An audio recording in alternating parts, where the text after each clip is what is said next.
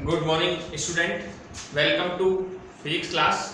ये video 12th Hindi medium वाले बच्चों के लिए है। और जैसा कि आप जानते हैं कि हम इससे पहले बोर के परमाणु प्रतिरूप में 5 डेरिवेशंस को स्टडी कर चुके हैं। ये हमारा छठा डेरिवेशन है जिसका नाम है हाइड्रोजन स्पेक्ट्रम। काफी इंपॉर्टेंट है, इधर ध्यान दीजिए।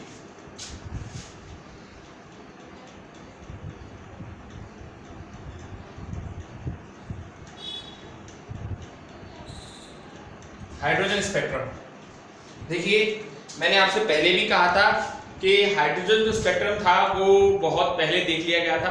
बोर का परमाणु प्रतिरूप आने से पहले ही हाइड्रोजन स्पेक्ट्रम को देख लिया गया था और इसे जैकब बामर ने देखा था। और हाइड्रोजन स्पेक्ट्रम में हाइड्रोजन जो है वो एक परमाणु है, यानी कि जैसे हीलियम है ये भी एकल परमाणु है। जैसे अब एक परमाणु का मतलब एक, इसमें केवल एक इलेक्ट्रॉन है। हाइड्रोजन में सबसे पहला है, बेसिक एलिमेंट है, एक इलेक्ट्रॉन है। और एक इलेक्ट्रॉन जो इसका रहता है वो सामान्यतः n बराबर 1 कक्षा में रहता है, यानी जिसको अपन लोगों ने क्या नाम दिया था, मूल ऊर्जा स्तर। हमने हाइड्रोजन परमाणु के लिए ऊर्जा स्तर पढ़ाए थे आपको, और उसमें आपको बताया था कि n बराबर 1 आपका क्या है, मूल ऊर्जा स्तर। तो देखिए n बराबर 1 मूल ऊर्जा स्तर है।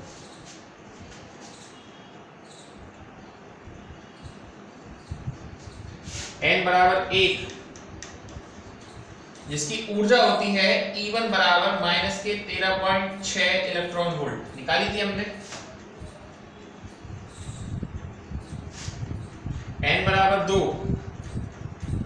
तो एक मिनट थोड़ा सा गैप ज्यादा दीजिए क्योंकि आप जानते हैं n बराबर 2 में गैप काफी होता है।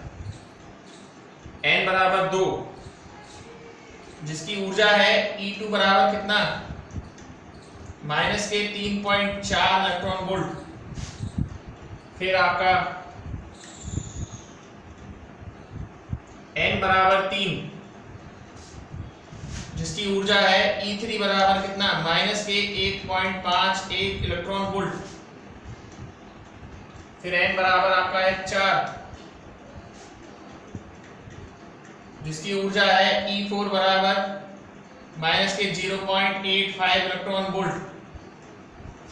फिर और भी हैं, लेकिन अब सिर्फ उनकी ऊर्जा वगैरह हमने तो निकाली नहीं है। फिर इनको बराबर बराबर गैप में आप ऐसे बना दीजिए। ये हाइड्रोजन परमाणु के लिए क्या है, ऊर्जा स्तर है। n बराबर 5 है, n बराबर 6 है, n बराबर 7 है। चलिए 7 ही बना दीजिए, ज्यादा क्या करेंगे। तो ये हाइड्रोजन परमाणु के लिए ऊर्जा स्तर है। और बात चल रही थी हाइड्रोजन स्पेक्ट्रम की। तो हाइड्रोजन परमाणु का इलेक्ट्रॉन जो है वो मूल ऊर्जा स्तर में रहता है, लेकिन जब आप उसे ऊर्जा देते हैं तो मूल ऊर्जा स्तर से उच्च ऊर्जा स्तर में संक्रमण कर जाता है। और उच्च ऊर्जा स्तर में केवल वो 10 की घात माइनस के 8 सेकंड तक रुकता है। इसको हम एक शेक, समय का सबसे छोटा मात्रक भी कहते हैं। उच्च ऊर्जा स्तर में यह केवल 10 की घात माइनस 8 सेकंड तक रुकता है। उसके पश्चात यह मूल ऊर्जा स्तर में क्या करता है, संक्रमण करता है। उच्च ऊर्जा स्तर में 10 की घात माइनस 8 सेकंड तक रुकता है। उसके बाद ये मूल ऊर्जा स्तर में संक्रमण करता है, और जब ये मूल ऊर्जा स्तर में आता है तो विकिरण उत्सर्जित करता है। क्या करता है आपका, ये विकिरण उत्सर्जित करता है। और विकिरणों की इस श्रृंखला को ही हम लोग बात करते हैं स्पेक्ट्रमी श्रेणी। दोबारा सुनिए, हाइड्रोजन परमाणु का इलेक्ट्रॉन सामान्यतः मूल ऊर्जा स्तर में रहता है। जब उसे ऊर्जा देते हैं तो इलेक्ट्रॉन ऊर्जा लेकर निम्न ऊर्जा स्तर से उच्च ऊर्जा स्तर में जाता है, जहां वह केवल 10 की घात माइनस 8 सेकंड तक रुकता है। इसके पश्चात यह मूल ऊर्जा स्तर में संक्रमण करता है और विकिरण उत्सर्जित करता है। उत्सर्जित विकिरण की इस श्रृंखला को ही हम लोग क्या बोलते हैं, स्पेक्ट्रमी श्रेणी। अब ये कौन कौन सी होती हैं, देखिए सबसे पहले इतने से ही एरिया में हम इसको कर रहे हैं, ये स्पेक्ट्रम के एरिया है। देखिए सबसे पहली सीरीज है लाइमन सीरीज, लाइमन श्रेणी। कल हमने पढ़ लिया था 1 लैम्डा बराबर कितना था, r 1 n1 square minus 1 n2 square, ये हम पढ़ चुके थे। लाइमन सीरीज क्या होता है, जब हाइड्रोजन परमाणु का इलेक्ट्रॉन n बराबर 2 से 1 में, मतलब n2 बराबर उच्च ऊर्जा कक्ष, कौन कौन से होंगे n2 बराबर उच्च ऊर्जा कक्ष? 2 3 4 5 6 7, 2 3 4 5 6, ऐसी 2 3 4 5 डैश डैश डैश से n1 बराबर किसमें? 1 में संक्रमण करेगा तो विकिरण उत्सर्जित करेगा। उत्सर्जित विकिरण की इस श्रृंखला को अपन क्या कहेंगे? लाइमन श्रेणी। उत्सर्जित विकिरण की श्रृंखला को अपन क्या कहेंगे? लाइमन श्रेणी। देखिए मतलब इलेक्ट्रॉन 2 से 1 में आ सकता है, 3 से आ सकता है, 4 से आ सकता है, 5 से, 6 से और ये 7। इसको कई बार बच्चे उल्टा बना जाते हैं, यानी पहले 7 से ले आते हैं 1 में। ऐसा नहीं करना, 7 से 1 में मत लाना, क्योंकि पहली प्रायोरिटी 2 से 1 में आने की है और इस सीरीज का नाम क्या है? लाइमन श्रेणी। क्या नाम है इसका? लाइमन श्रेणी। जब हाइड्रोजन परमाणु का इलेक्ट्रॉन उच्च ऊर्जा स्तर n2 बराबर 2 3 4 5 से मूल ऊर्जा स्तर n1 बराबर 1 में संक्रमण करता है तो विकिरण उत्सर्जित करता है। उत्सर्जित विकिरण की इस श्रृंखला को ही हम क्या कहते हैं? लाइमन श्रेणी कहते हैं। क्या कहते हैं इसको अपन? लाइमन श्रेणी। और उसके बाद दूसरे नंबर पे आपकी आती है ये, अच्छा हाँ, ये आपकी यूवी रीजन परावैंगनी क्षेत्र में प्राप्त होती है। विद्युत चुंबकीय स्पेक्ट्रम के परावैंगनी क्षेत्र में ये प्राप्त होती है। विद्युत चुंबकीय स्पेक्ट्रम का रीजन जो होता है 3 क्षेत्र मान लीजिए, आवर्त, दृश्य और परावैंगनी। परावैंगनी को आप देख नहीं सकते तो ये परावैंगनी क्षेत्र में प्राप्त होती है। ठीक है, इसके बाद दूसरी सीरीज देखिएगा,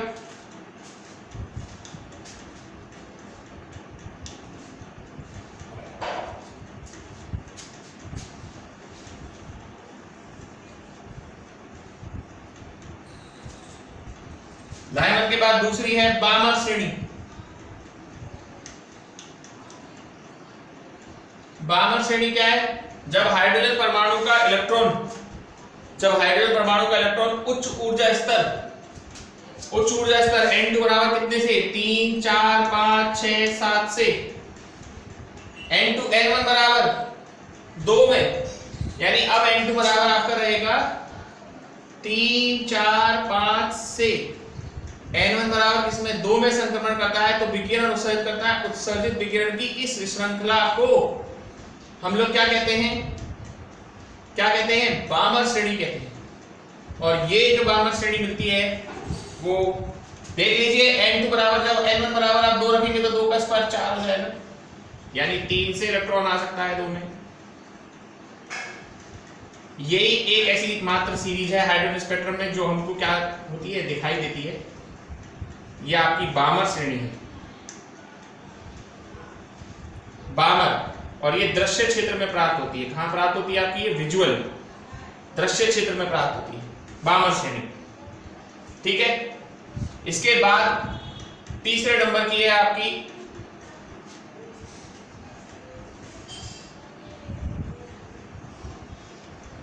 आप खुद ही बता सकते हैं, तीसरे नंबर की होती है लाइमन, बामर, पास्टन।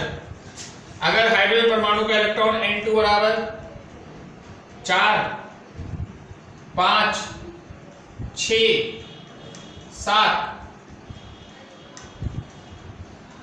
4 5 6 7 से n1 बराबर किसमें? 3 में, यानी तृतीय ऊर्जा स्तर में संक्रमण करेगा तो विकिरण उत्सर्जित करेगा। विकिरण की श्रृंखला को पास्टन श्रेणी कहते हैं, पास्टन। और ये आपको मिलती है अवरक्त क्षेत्र में। कहां मिलती है ये आपको? अवरक्त क्षेत्र में। ठीक है, इसके बाद ये अवरक्त क्षेत्र में, इसके बाद आप देखेंगे n2 बराबर लिखेंगे इसके लिए कितना? 4 5 6 और n1 बराबर 3, तो r 1/n1 का स्क्वायर क्या आएगा? 9 माइनस n2 का स्क्वायर। इसके बाद ये हो गया लाइमन, ये हो गया बामर, ये हो गया पास्टन। इसके बाद आपकी अगली आएगी sir Lyman, बामर, Paschen, bracket. Bracket में क्या होता है कि हाइड्रोजन परमाणु का जो इलेक्ट्रॉन है वो 5 6 7 n2 बराबर 5 6 7 से N1 बराबर 4 में संक्रमण करता है, 5 6 और ये 7, लाइमन बामर पास्चर ब्रैकेट 5 6 7 से N1 बराबर किसमें 4 में संक्रमण करता है, तो विकिरण उत्सर्जित करता है। 5 6 7 से N1 बराबर किसमें 4 में संक्रमण करता है, तो विकिरण उत्सर्जित करता है। उत्सर्जित विकिरण की श्रृंखला को ब्रैकेट श्रेणी कहते हैं और ये विद्युत चुंबकीय स्पेक्ट्रम के अवरक्त क्षेत्र में प्राप्त होती है। और ये आपका आ जाएगा 4 16 और ये N2 का स्क्वायर, ये आपकी ब्रैकेट श्रेणी होगी। तो लिखना भूल गए पहले भी, चलो ब्रैकेट श्रेणी। और अगली बार लास्ट, वैसे तो एक हेम्फ्री भी होती है पर हम 5 ही पढ़ाते हैं, लाइमन बामर पास्चर ब्रैकेट फुंड। बहुत इंपॉर्टेंट है, क्वेश्चन कई बार पेपर में आया है। अगर हाइड्रोजन परमाणु का इलेक्ट्रॉन N2 बराबर 6 7 से किसमें 6 व 7 से N1 बराबर किसमें 5 में संक्रमण करे तो विकिरण उत्सर्जित करेगा और ये होगी आपकी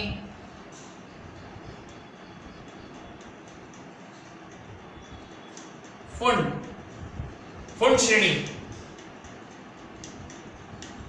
ठीक है। और ये भी आपको मिलेगा अवरक्त क्षेत्र में। कहां मिलेगा आपको ये अवरक्त में, ये आपकी फुंड श्रेणी है, फुंड। और N2 बराबर आपका आएगा ये 6 7 और N1 बराबर आएगा 5 और ये हो जाएगा 25 माइनस N2। तो ये 5 सीरीज है। इसके बाद एक छठे नंबर की और आती है हेम्फ्री, बट वो नहीं पढ़नी है अपन को क्योंकि ये 5 ही बहुत अच्छी तरीके से दिखाई देती है। केवल लाइमन ही यूवी क्षेत्र में दिखाई देती है, बामर आपकी लाइमन यूवी क्षेत्र में दिखाई देती है, बामर आपकी दृश्य क्षेत्र में दिखाई देती है, पास्चन ब्रैकेट और फुंड आपकी अवरक्त क्षेत्र में दिखाई देती है। और ये जो नाम इनके पड़े हुए हैं लाइमन बामर पास्चन ब्रैकेट फुंड, ये वैज्ञानिकों के नाम पर पड़े हुए हैं। इनमें से कोई लैंग्वेज जो है किसी एक सीरीज की अगर अच्छी तरीके से याद हो तो हम सब सीरीज की बना सकते हैं।